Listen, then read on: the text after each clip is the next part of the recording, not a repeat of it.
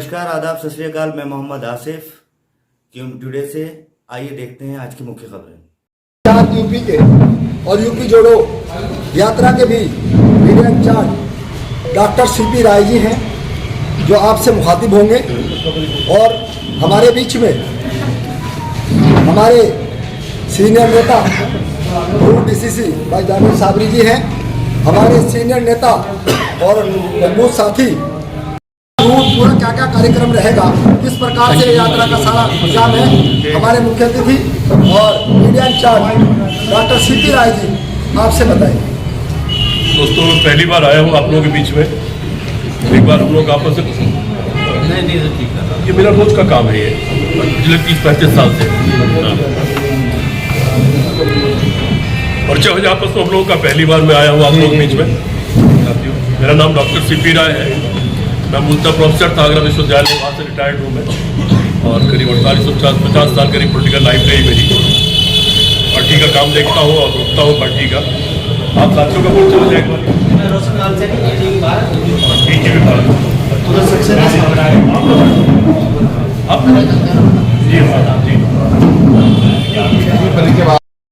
उसके बाद 5 राज्यों में 3 जगह आपकी पार्टी हार गई। तो ये जो आप यूपी जोड़ो यात्रा निकाल रहे हैं, क्या परिणाम आएंगे, क्या उम्मीद है आपको?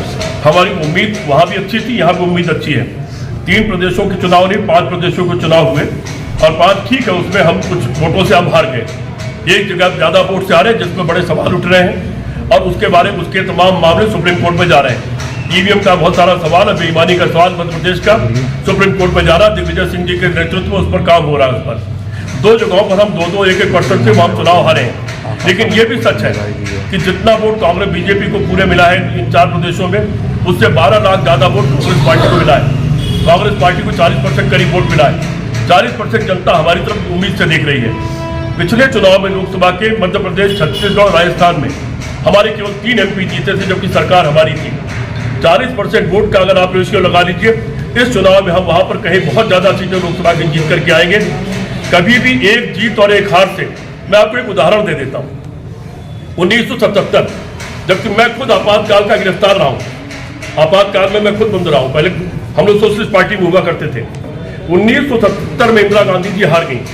मेरे नेता जिनके साथ मैं रहा करता था पूरी यूपी जोड़ने की बात के लिए यात्रा निकाल रहे हैं। आपके अपने नेता तो जोड़ने नहीं, ये तो जिला इमरान मसूद जी सुबह मुझसे बताता हूँ जवाब आप लोग। इमरान मसूद जी सुबह मुझसे मिलने आए थे, मिल के गए हैं, चूंकि यहाँ लोग गए हुए हैं। दूसरी बात, जो प्रोटोकॉल होता है किसी कार्यक्रम का, प्रेस कॉन्फ्रेंस का, उसमें जिला अध्यक्ष, नगर अध्यक्ष और प्रवक्ता इनका होना जरूरी है। बाकी लोग अगर खाली हो तो हो जाए। क्या सत्ता पक्ष को कोसने से आप बलात्कार की स्थिति आप देख ही रहे हैं। डकैती, अपहरण के मामले में सबसे टॉप पर है। ये सरकारी डाटा हमारा नहीं है। तो ये जो व्यवस्था है, जो शासन की अयोग्यता और अक्षमता है, जो अयोग्य शासन है, उसको हटाने के लिए हमारी ये यात्रा है। हमसे किसी ने सवाल पूछा कि आप क्यों चाहते हैं? हम इसलिए चाहते हैं कि ये देश पहले भी दूसरों के चंगुल में था और कांग्रेस पार्टी ने पूरे देश के लोगों को मिलाकर के एक लड़ाई लड़ी और देश को उसकी आज़ादी दिलाई कि आप खुली हवा में सांस ले सकें, आप अपने फैसले खुद कर सकें। और आज परिणाम यह है कि इस वक्त तक 150 से ज़्यादा सांसद संसद से बर्खास्त कर दिए गए, सिर्फ इसलिए कि वो संसद में खड़े होकर के आवाज़ लगा रहे हैं कि संसद में जो इस तरह से वो नौजवान कूदे, वो एक बड़ी चूक है। आपने तो ये कहा था कि हम ऐसा संसद भवन बना रहे हैं जो परिंदा पर नहीं मार पाएगा, लेकिन उसके बाद वो नौजवान उसमें कूद गए और किस तरह से वो धुएं का बम या धुएं की जो भी चीज़ थी वो लेकर के अंदर आ गए। अगर वो कोई जहरीली गैस होती तो क्या होता? पहले आतंकवादियों ने हमला जरूर किया था, लेकिन वो संसद के भीतर नहीं घुस पाए थे। संसद के बाहर ही हमारे बहादुर जवानों ने अपनी शहादत देकर के उनको मार गिराया था।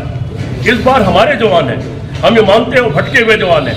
उनकी मांग क्या है? जो बेरोजगारी के खिलाफ उन्होंने ये सब किया है, उनका तरीका गलत है। तरीका गलत है तो उसका कानून के अनुसार उनके खिलाफ जो भी कुछ होगा वो होगा। लेकिन सवाल यह है कि भारतीय जनता पार्टी के संसद सदस्य ने उनको संसद में घुसाया क्यों? बड़ा सवाल ये है। भारतीय जनता पार्टी के MP ने इन नौजवानों को क्यों घुसाया? ये साफ होना चाहिए कि इसके अंदर भारतीय जनता पार्टी की क्या साजिश है। क्या भारतीय जनता पार्टी खुद इसकी जिम्मेदार है? क्या भारतीय जनता पार्टी ने जानबूझ करके उनके पास बनवाए? और संसद में मैं गया हूँ, मेरी PhD संसद में है, जिसको संसद से पुरस्कार भी मिला 2004 में। डॉक्टर सुभाष कश्यप साहब के साथ। मैंने वहां अटेंड किया, अपने यानी कितने सैकड़ों दिन उसमें गुजारे हैं। उस संसद भवन में डिस्टिंग्विश विजिटर गैलरी में बैठता था मैं, जो VIP गैलरी होती है, जो कि लोकसभा अध्यक्ष उस वक्त हमारे मित्र थे रवि राय साहब, उसमें बैठता था मैं। लेकिन वहां पर भी हालत ये थी कि एक एक चीज छानबीन के बाद तब हम अंदर जाते हैं, और जब वहां बैठे होते हैं आप, तो आपके अगल बगल दोनों तरफ सुरक्षाकर्मी बैठे होते हैं। अगर आप ऐसे झांकने की कोशिश करते हैं तो यहाँ से बगल वाला पीछे कर देता है। अगर आप झांकने की भी कोशिश करते हैं, हिलने डुलने की कोशिश करते हैं, तो चौकन्ने हो जाते हैं। फिर इतनी ज्यादा सुरक्षा व्यवस्था में ये नौजवान कूद कैसे गए, ये एक बड़ा सवाल है।